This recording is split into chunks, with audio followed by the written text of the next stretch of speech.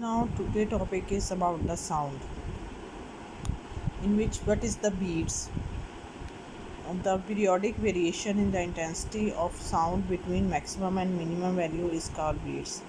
इसमें क्या होता है कि अगर दो आप फ्रीक्वेंसी एट अ टाइम जो है वो साउंड टुगेदर करते हैं, इकट्ठे बजा रहे होते हैं, तो उनमें स्लाइटली उनकी फ्रीक्वेंसीज में डिफरेंस होगा, और जितना डिफरेंस होगा उतनी दफ़ा आवाज़ आपको ज़्यादा आएगी और उतनी दफ़ा कम आएगी।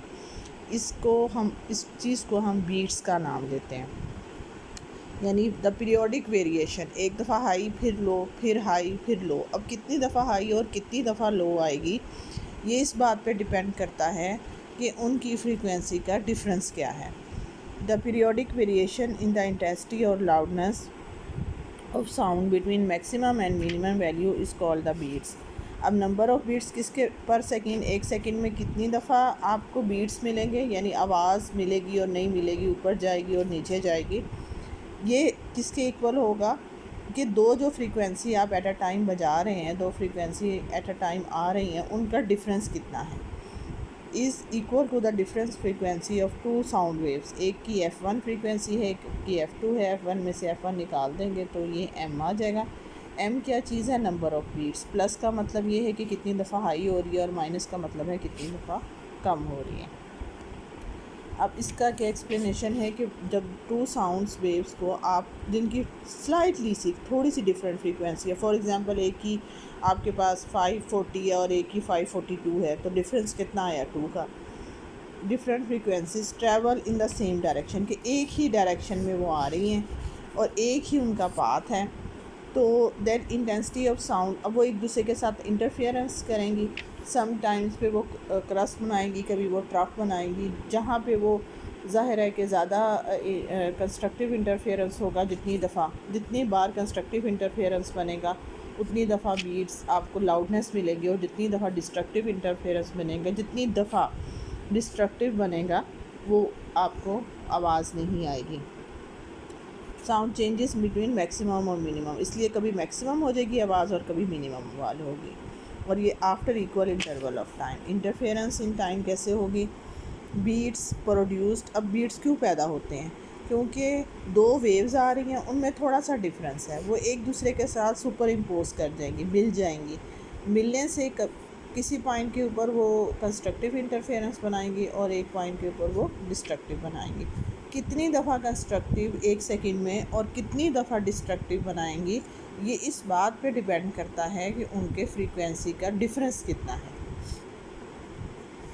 Beats produce due to the superposition और combination of two sounds waves at a given point as a function of time, यानी एक टाइम में कितनी दफ़ा वो मिल रही हैं। When the two sound waves fall at the air drum, यानी जब वो हमारी कान तक पहुंचती हैं तो वो एक दूसरे के साथ इंटरफेरेंस कर देती हैं एयर ड्रम पे, और उसी हिसाब से आपका जो एयर ड्रम है वो वाइब्रेट करता है।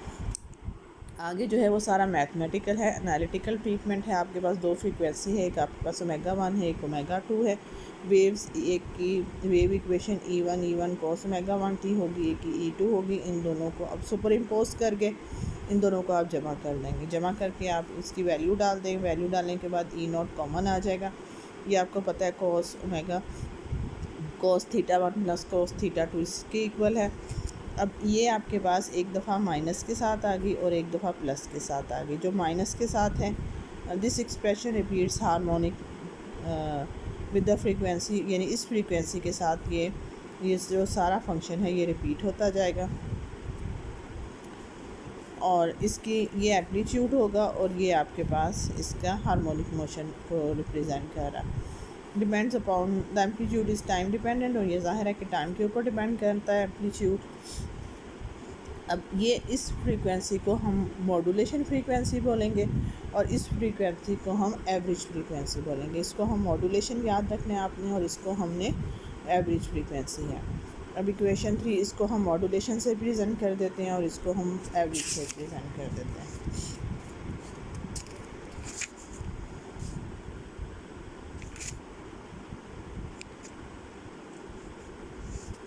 अब ये आपके पास आ गई, तो E is equal to E0 cos omega t plus, अब इस सारे को, ये जो आपके पास इक्वेशन है इसको हम रिप्रेजेंट कर देते हैं ई थीटा से, यानी ये जो है ये ई थीटा है क्योंकि ये एम्पलीट्यूड है आपके पास, यानी आपके पास ई थीटा ई मीडियम जो है वो इसके इक्वल हो गया, और ये आपके पास इसको हम एम्पलीट्यूड भी बोलते हैं। अब आपने इन दोनों तरफ को स्क्वायर किया, स्क्वायर करने के बाद इस इक्वेशन को आपने स्क्वायर किया, स्क्वायर करने के बाद ये आपके पास, आपको पता है कि जो है ये जो आपके पास इंटेंसिटी है वो प्रोपोर्शनल है स्क्वायर ऑफ द एम्पलीट्यूड के। ये एम्पलीट्यूड है और ये आपके पास इंटेंसिटी है, इसका स्क्वायर आपकी इंटेंसिटी के इक्वल है। इसकी जगह हम आई लिख देंगे, ये चीज़ वैसे ही आ जाएगी। अब कॉस्ट की वैल्यू हम इसमें डालेंगे तो आपको मैक्सिमम और मिनिमम वैल्यू इंटेंसिटी की आएगी। मैक्सिमम कब होगी, जब आपका कॉस्ट पॉजिटिव 1 है, ये चीज़ पॉजिटिव 1 होगी या नेगेटिव 1 होगी, ये चीज़ कॉस्ट की वैल्यू। इसकी जगह हम ये डाल देंगे omega 1 minus omega 2 over 2 plus minus 1। ये आप ओमेगा 1 की वैल्यू डाल देंगे। ओमेगा 1 क्या है 2 पाई f1, ओमेगा 2 क्या है 2 पाई f2। ये आपके पास वैल्यू आ गई दोनों तरफ। और ये मैक्सिमम वैल्यू कब होती है, जब आपके कोस इन्वर्स होकर इधर आ जाएगा, that is equal to n pi. 2 pi common आ जाएगा, आपके पास tn की वैल्यू आ जाएगी। This equation gives the value of instant at which the loudness is maximum. ये वो तब वैल्यू है जब आपके पास लाउडनेस मैक्सिमम आएगी फर्स्ट इंटरवल में। जब नेक्स्ट इंटरवल आएगा यानी कि n जो है वो +1 हो जाएगा तो आपके पास लाउडनेस नेक्स्ट आ जाएगी। द टाइम इंटरवल आप कैसे निकालते हो, अगले से आप पिछला निकाल दोगे, ये सेकंड है ये फर्स्ट है, इन दोनों में से निकाल देंगे तो टाइम इंटरवल आपके पास आ जाएगा। Then the time interval is number of loudness, आपके पास एक दफ़ा लाउडनेस आएगी 1 सेकेंड में। Number of loudness per second आपके पास f1 f2 आ गई। एज देयर इज़ स्ट्रेटनेस, अब नो लाउडनेस आपने देखनी है तो वो सक्सेसिव, एक दफ़ा आपके पास लाउडनेस आनी है और एक दफ़ा आपके पास बिल्कुल लाउडनेस नहीं होगी। तो आपके पास नंबर ऑफ़ फेंटनेस पर सेकंड क्या हो गया f1 माइनस f2, और या आप कह सकते हो number of beats per second f1 minus f2। और ये कहलाती क्या है, number of beats per second चीज़, ये बीट फ्रीक्वेंसी कहलाती है। तो आप beat frequency is equal to f1 minus f2 हो गई।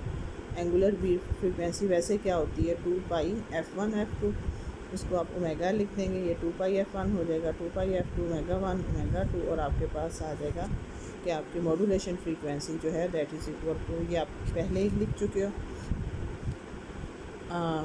तो आप इसको करेंगे, 2 इधर चला जाएगा और ये ओमेगा 1 माइनस ओमेगा 2 जगह ओमेगा बीट आ जाएगा, ये इधर चला जाएगा और इसकी जगह आपके पास ओमेगा बीट आ जाएगा। दैट इज़ ये प्रूफ आ गया आपके पास, दैट इज़ वेरी इंपॉर्टेंट।